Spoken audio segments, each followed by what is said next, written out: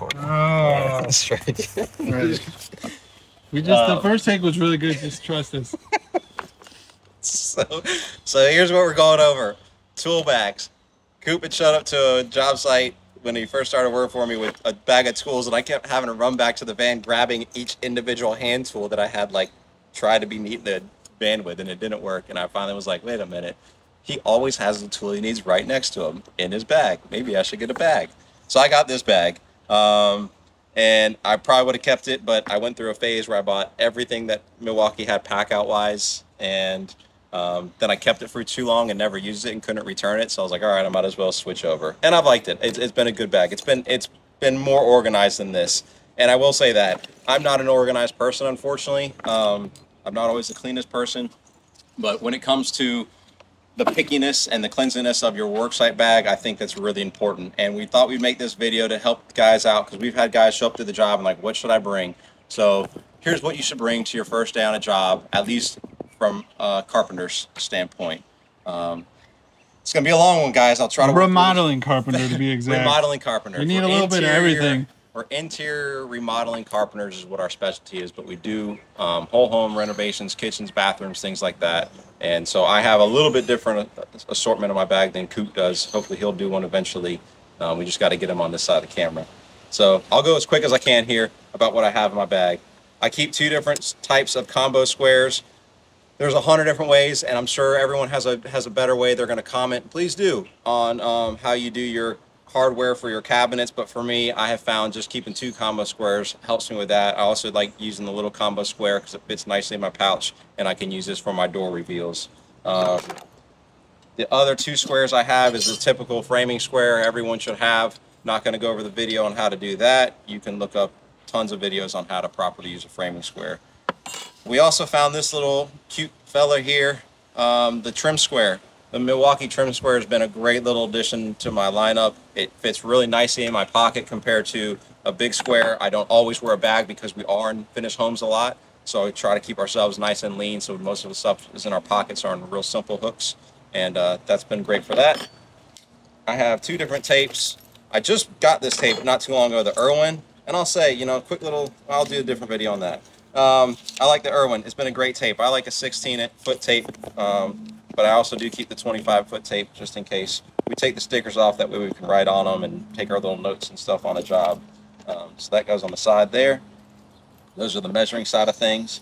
For the pry bar side of things, I keep a cat's paw with a pry bar on one side and the cat's paw nailer on the other side. We just found this, thankfully. I've been looking for this guy.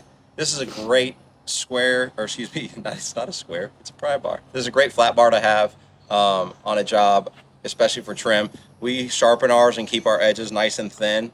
I like this one because it's real stiff.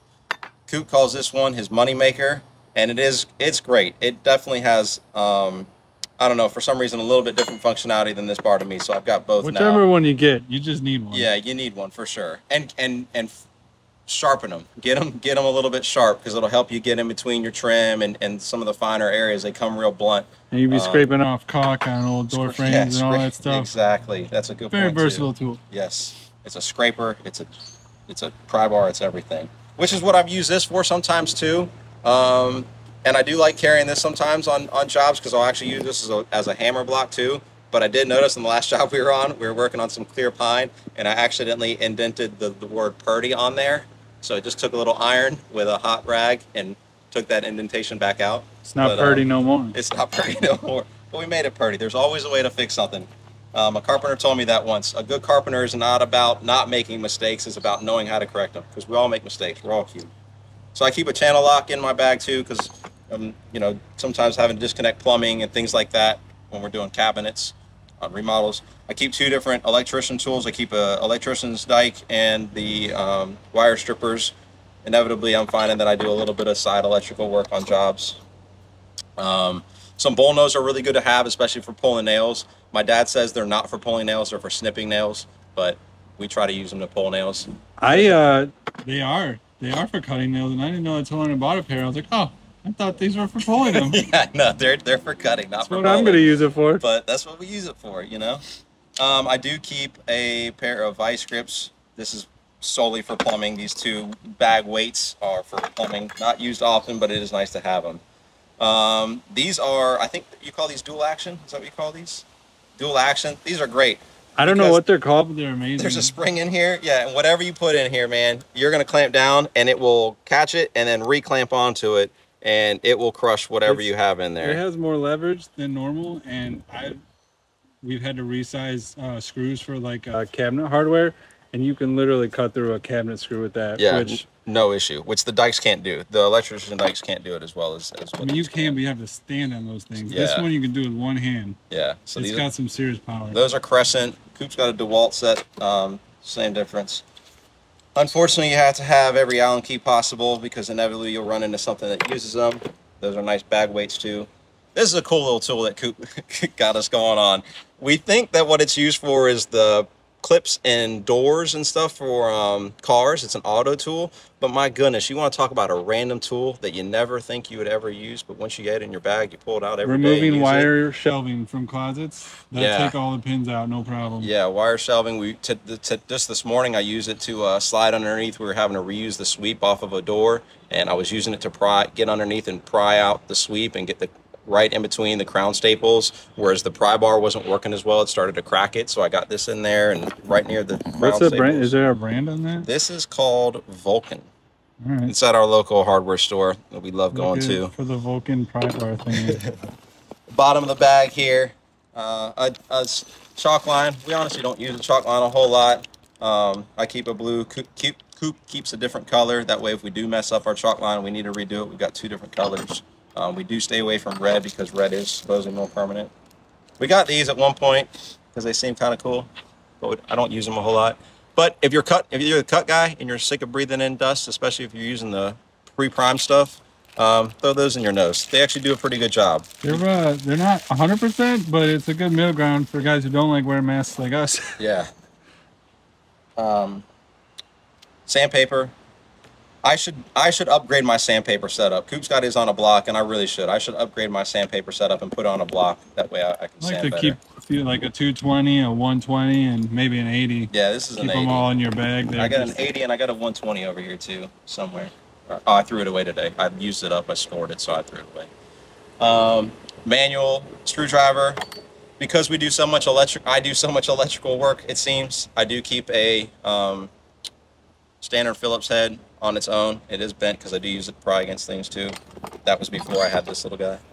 This has been a cool addition. I didn't think I would use this as much as I do, but this 12-inch extension bit, I would not want to go to a job without anymore. This has been a great addition to my lineup.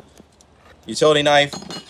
I keep what I call a demo chisel. We do have a nice set of chisels for when we're doing nicer work, but sometimes you just need to do something that doesn't need to be pretty, and it's nice to have that chisel in your bag at that time. I just changed out my chisels. I had an Irwin before that had the metal bar going all the way through. I like that because we've been on projects before where we're having to hammer into a joist and then pry on the material. Installing ceilings mostly. So I like when that metal went all the way through, and I look for that. This one does not have that, but it's been pretty good so far. Keep a couple extra pencils, and I keep two of the, this one's for our saw, and this one is for another tool that I really don't use a whole lot anymore. Cutoff wheel? I think it's for the cutoff wheel. And then this one's for the saw. That way if it's not on there, I always have it in my bag. I'm not having to hunt for them. So I keep some pencils, carpenter pencil, trim pencil. I keep a pen in here too, but I never use that pen.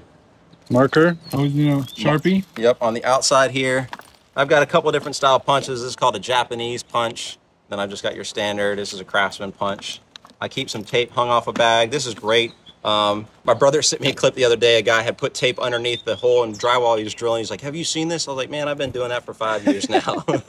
Everybody's seen that. Come right. on. Wallabot. Hey, big shout out to Wallabot. I was one of the first people to get on this. I thought it was a gimmick, and I said, why not? And this Wallabot, I'm going to do a free plug for them. This is an awesome tool. You need to look into this. We use it constantly. The very first day I used it, I saved myself from putting a nail through a pipe. It shows you pipes. It shows you wires. It shows you where wood is. It gives you a true image. You use your phone with it. It's really fantastic. Look that up. A ticker for electrical because I'm sick of shocking myself. Little brush. I use it to clean my guns and things like that when I'm just trying to stay busy. Of course, a marker. I already showed you what was on the side here. I keep an assortment of just random bits, a little drill set, an extra countersink bit, and just some extra little bits that don't always fit in my bit box on the side. A bottle of glue. Coop's got a real small bottle of glue. Who was the one that you saw had that? Was it Rob Costman. Rob Costman has it. So we're gonna get on. I'm probably gonna get on that next. I don't paint. I'm not a painter. I'm a carpenter. But every now and then you end up painting. So I keep that in there for those occasions. Knife sharpener, that way I can sharpen my blades. Look for our video on this. This is the coolest little drill you'll ever find. Yes, it's beat up. Yes, it's been used. It's been abused. It's not going to be an unboxing video. So look for that. We'll be posting that. 2 different hammers. I really like using this rubber mallet. I know a lot of guys, Coop especially has the second, has the kind of has 2 different soft types. I like the rubber one for some reason, especially when I'm doing baseboard. That way I can tuck it into a corner nice. Old hammer. I don't think they make this anymore. My dad gave this to me. This is a Vaughn hammer. It's a really sentimental, special hammer. My dad hand drove thousands upon thousands of nails, tens, hundreds of thousands of nails with this hammer, and gave it to me when he felt like I had excelled to a level in which I deserved it. If you're a carpenter, don't show up with a plumbing hammer. I'll laugh at you. Yes. Know the difference. Yeah. Know the difference between your hammers. This is already a long enough video. I'm not going through it. A straight claw. But there you go. Not a droopy claw. So like I said about bags earlier, we are trim carpenters. We're inside finished work. So I keep this because it's nice for my bars. I slip my little pry bar in there and then a hammer hook. And that's pretty much it for my bags. I try not to have a big carpenter bag anymore. Standard torpedo level. We're true pros. Bit box. I'm anal about my big box, y'all. Y'all should be too. If you're just starting out with this industry, don't ever lose a bit. Always don't make share sure your bits. And don't share bits. That's how I lost that one. Don't let the new guy touch your bits. Yeah, bits are important, man. Nothing will drive a true carpenter more nuts than not having the bit that he needs when he needs it. So take care of these things. Get a good one. Get a good set that makes more sense for you. And always take good care of it. Always make sure that your bits are reloaded before you leave the job. I keep some wire nuts on me. Again, back to the electrical side of things and remodels. That way I can plug off my wires if we're having to move something. And then this was a big thing Coop introduced me to that I never really had, was just a random assortment of screws. I was always kind of throwing them away, and I'm like, man, I don't want to keep a random assortment, but nothing's coming more handy than just having a little box of random assortment screws. So get yourself some Talenti Gelato. It makes a great screw box, and it's good ice cream. Keep a mask in there just in case.